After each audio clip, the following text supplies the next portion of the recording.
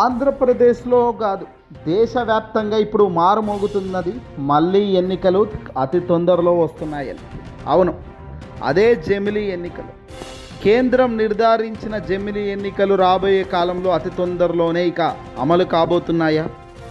ఎప్పటి నుంచో చూస్తున్న కేంద్రం ఇప్పుడు జమిలీ ఎన్నికల వైపు గ్రీన్ సిగ్నల్ ఇచ్చిందా అంటే ఖచ్చితంగా అవును అనే సమాధానమే వినబడుతుంది.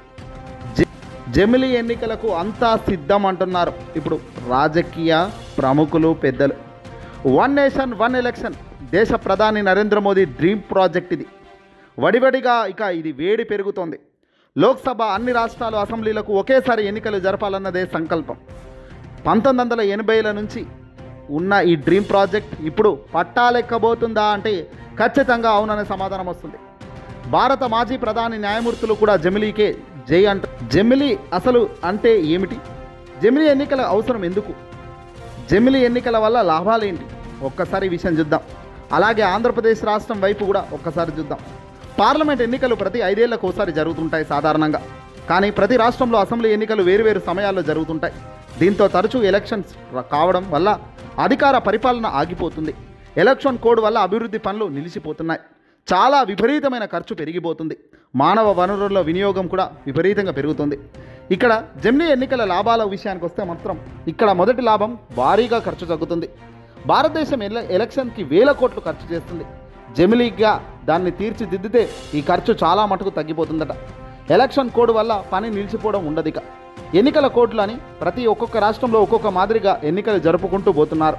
5 ఏళ్లలో కొన్ని వందల సార్లు ఎన్నికలు జరగడం వల్ల డబ్బు కోట్లు లక్షల కోట్లు ఆవిరవుతుంది. ఎన్నికల కోడ్ అమల్లో అభివృద్ధి పనులు కూడా ఆగిపోవడం తక్కువ అవుతుంది. పార్లమెంట్, అసెంబ్లీ మధ్య సమన్వయం పెరుగుతుంది. పాలనలో స్థిరత్వం ఉంటుంది. పాలక పార్టీ కేంద్ర రాష్ట్ర స్థాయిలో సమర్థవంతంగా పనిచేసే శక్తి వస్తుంది. ఓటర్లపై ఒత్తిడి తగ్గుతుంది. వరుసగా జరిగే ఎన్నికల వల్ల ఓటర్లపై కూడా ఒత్తిడి ఉంటుంది. ఒకేసారి ఓటింగ్ చేస్తే అది తగ్గుతుందట. విద్యార్థుల చదువులకు అంతరాయం తక్కువ. ఎక్కువ ఎన్నికల వల్ల విద్యాలయాలను, కాలేజీలను, టీచర్లను ఇలా చాలామందిని రిక్రూట్ చేసుకొని ఆ పని చేయించుకుంటున్నారు. ఈ జమిలీ వల్ల ఇదంతా కూడా తగ్గిపోతుంది. ఇక జమిలీ వల్ల రాష్ట్రాలకు కూడా కాస్త ఇబ్బందికరమైన వాతావరణం కూడా ఉంటుంది. మరీ ముఖ్యంగా ఆంధ్రప్రదేశ్ రాష్ట్ర విషయంకు వద్దాం. ఆంధ్రప్రదేశ్లో 2024లో కూటమి అధికారంలోకి వచ్చింది. తెలుగుదేశం పార్టీ, జనసేన, బీజేపీ ఈ ముగ్గురు కలిసి వైఎస్ఆర్సీపీ పార్టీ అనే ఒక పార్టీని ఓడించి వీళ్ళు గెలిచారు. వైఎస్ఆర్సీపీ పార్టీకి 40% ఓటు బ్యాంకు బలంగా ఉంది ఆంధ్రప్రదేశ్లో. ఇప్పుడు అనూహ్యంగా ఎన్నికలు గనక 2027లోనే కేంద్రం ఫిక్స్ చేస్తే గనక ఇక్కడ జగన్కు ఆకాశమంతా గొప్ప విషయం ఇది. వైఎస్ఆర్సీపీ పార్టీ ప్రభంజనంలో దూసుకెళ్తుంది. వైఎస్ఆర్సీపీ పార్టీ కాదు, ఏపీ మొత్తం కూడా జమిలీ ఎన్నికల్లో ఇప్పుడు ప్రజలకు కూడా అప్రమత్తం చేయాల్సిన బాధ్యత ప్రాంతీయ పార్టీలకు ఉంటాయి. తెలుగుదేశం పార్టీ, జనసేన పార్టీ, అలాగే వైఎస్ఆర్సీపీ పార్టీ ప్రజల వద్దకు 2026లోనే వెళ్లాల్సిన పరిస్థితి ఉంటుంది. ఇక ఏడాది మొత్తం వాళ్ళు ఏం చేశారో చెప్పాల్సిన అవసరం ఉంటుంది. ఇప్పటికీ 2024 నుంచి తొలి ఏడాది గడిచింది అంతే.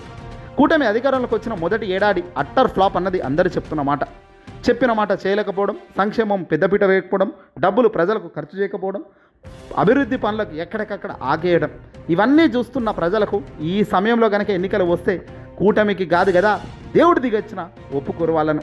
ఖచ్చితంగా ఇది వైఎస్ఆర్సీపీ పార్టీకి బలంగా ప్లస్ అవుతుంది జమిలీ ఎన్నికలు. అయితే జమిలీ మరి 2027లో వస్తాయా, 2028లో వస్తాయా అన్నదే క్వశ్చన్ మార్క్. ఇప్పటికీ పట్టాలు ఎక్కబోతున్నాయి అన్నది వాస్తవం. ఇది 100% జరుపుతామని దేశ ప్రధాని నరేంద్ర మోదీ సైతం బల్లగుద్ది చెబుతున్నారు. ఒకేసారి 2 ఓట్లు, ఒకేసారి అసెంబ్లీకి అలాగే విధానసభకు ఓటు వేయాలి. చాలామంది ఓటర్లు ఆ ఒక్కరోజు ఒకే నాయకుడి పేరు వినిపించే పార్టీకి 2 ఓట్లు వేయడానికి మొగ్గు చూపవచ్చు. కానీ కేంద్రానికి ఏ పార్టీ గుర్తుంటుందో, రాష్ట్రానికి ఏ పార్టీ గుర్తుంటుందో వేరువేరుగా నిర్ణయించుకోవాలి. ఇది చాలా వరకు క్లిష్ట పరిస్థితి. ఇక్కడ ప్రాంతీయ పార్టీలు, ఇతర పార్టీలు పర్ఫెక్ట్ మార్కెటింగ్ చేసుకోవాలి. ఏ ఓటు ఎవరికి వేయాలి, ఎప్పుడు ఎవరికి వేయాలి అనేది చాలా దిశానిర్దేశం చేయగలిగితేనే చాలా గొప్ప విషయం. లేదంటే అందరూ వెళ్ళి ఒక పార్టీకి ఓటేస్తే కొంప మునిగిందే. మరి ఇక్కడ ప్రజలకు స్పష్టంగా వివరించాలి. వేరు మేనిఫెస్టోలను ప్రజల ముందుకు తీసుకెళ్ళాలి. వాళ్ళు కేంద్రంలో ఉన్న పార్టీ ఏం చేస్తుంది, రాష్ట్రంలో ఉన్న మనం ఏం చేస్తున్నాం అన్నది క్లియర్గా చూపించగలగాలి. రాష్ట్ర ప్రయోజనాల కోణంలో ప్రచారం చేసుకోగలగాలి. దేశానికి ప్రత్యేక హోదా, ఆంధ్రప్రదేశ్ రాష్ట్రానికి ప్రత్యేక హోదా, రాష్ట్రానికి కావాల్సిన వనరులు, సాగునీటి ప్రాజెక్టులు, ఉపాధి అవకాశాలు, స్థానిక సమస్యలు ఇవి ప్రజలకు నేరుగా చేరవేయడంలో సిద్ధం అవ్వాలి. ఇప్పటికే వైఎస్ఆర్సీపీ పార్టీ జగన్మోహన్ రెడ్డి గారు వీటిని దృష్టిలో పెట్టుకొని తాను వేగం పెంచేశారు. ఎప్పుడు ఎన్నికలు వచ్చినా సిద్ధంగా ఉండాలని కూడా చాలా కాలం ముందే ప్రకటించారు ఆయన. ఎందుకంటే ఆంధ్రప్రదేశ్లో ప్రతిపక్ష హోదా అనేది లేకుండా అనగదొక్కే ప్రయత్నం చేస్తూ వైఎస్ఆర్సీపీ పార్టీ 40% ఓటు బ్యాంక్ ఉన్న వైఎస్ఆర్సీపీ పార్టీని సైతం ఇబ్బంది పెడుతున్నారు. ఇలాంటి కష్ట సమయంలో ఎప్పుడు ఎన్నికలు వచ్చినా సిద్ధంగా ఉండాలనేది జగన్ పాయింట్. ఇక చంద్రబాబు జనసేనకైతే ఇది మింగుడు పడని అంశమే, కానీ ఒప్పుకోక తప్పని పరిస్థితి. జమిలి ఎన్నికలు వస్తే టీడీపీ, జనసేన, బీజేపీ ముగ్గురు కూటమిగా గట్టినా గెలిచే పరిస్థితి ఉండదు. ఒకవేళ కూటమిగా కట్టకపోతే ఇంకా వాళ్ళ గురించి మాట్లాడాల్సిన అవసరమే ఉండదు. ఇక ఓటింగ్ సందర్భంలో విద్యా ప్రచారం చాలా కీలకం. ఓటింగ్ అవగాహన, పార్టీ ఎంపిక, రాజకీయ స్పష్టత ఇవి చాలా ముఖ్యమైన అంశాలు. ముందుగా ఓటింగ్ అవగాహన. లోక్సభ, అసెంబ్లీ వేరువేరు లక్ష్యాలతో ఉన్నాయన్నది ప్రజలకు గుర్తింపు చేయాలి. అలా చేయాలంటే పార్టీకి సంబంధించిన ముఖ్య నేతలు, మీడియా అంతా కూడా అవగాహన కల్పన చేయాలి. అవగాహన సదస్సులు నిర్వహించాలి. పార్టీ ఎంపిక. ఏ వ్యక్తులు ఏ పార్టీకి ఎంపిక చేస్తున్నారు అనేది ప్రజలకు డిసైడ్ చేసే ఫ్యాక్టర్. వ్యక్తుల కంటే పాలనా మేనిఫెస్టో ఆధారంగా ఓటు వేయాలని ప్రజలకు డిసైడ్ ఫ్యాక్టర్. రాజకీయ స్పష్టత. ఒకే పార్టీ 2 చోట్ల బాగుంటుంది అన్న అభిప్రాయాన్ని పూర్తిగా అనుసరించకూడదు. ఇక్కడ జాగ్రత్తగా ఓటింగ్ జరపాలి.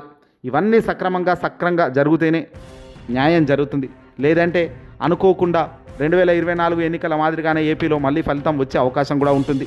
ఎక్కడ ఏ చిన్న తేడా జరగకుండా రాకుండా చూసుకోగలిగితేనే జమిలి ఆంధ్రప్రదేశ్కు ప్లస్ అవుతాయి, లేదంటే కష్టం. ఏదేమైనప్పటికీ కూడా రాష్ట్ర ప్రయోజనాలే ముఖ్యం, రాజకీయాలు కాదు అనేది జగన్ పాలసీ. దేశ ప్రధాని నరేంద్ర మోదీ ముందు విశాఖపట్నంలో కూర్చున్నప్పుడే చెప్పారు, మాకు మీతో కాదు, మీతో ఉన్న అనుబంధం, మీతో ఉన్న రెస్పెక్ట్ చాలా ముఖ్యం, రాజకీయాలు కాదు, రాష్ట్ర ప్రయోజనాలే మాకు చాలా కీలకమని జగన్ చెప్పారు. ఆ రాష్ట్ర ప్రయోజనాలు ఎక్కడెక్కడ ఏంటి అనేది క్లియర్ కట్గా మేనిఫెస్టో రూపొందించుకొని ప్రజల వద్దకు వెళ్ళి నిజాయితీపరుడు అని నమ్మి బిరుదున్న వాడికి ఇబ్బంది ఏం లేదు, కానీ నిజాయితీపరుడు కాని వ్యక్తికి ఓట్లు అయితే పడవు ఈసారి. ఈ వీడియోని అసలు లైక్ కొట్టి తప్పక షేర్ చేయండి. జమిలి వస్తే ఎలా ఉంటుందన్నది మీరు కూడా అభిప్రాయం వ్యక్తం చేయండి.